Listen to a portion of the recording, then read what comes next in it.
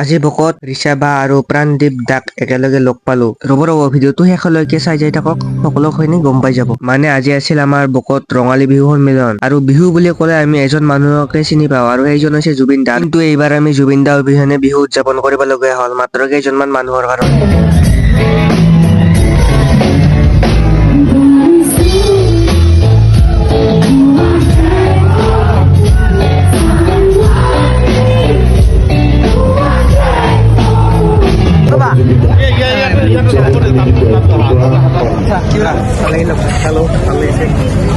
আৰু আজি এইফালে ঋষা বা আৰু প্ৰাণদীপ দাক একেলগে লগ পালো, কিবা এটা ভাল লাগিল। বাট জুবিন দা অলৱেজ জুবিন দা।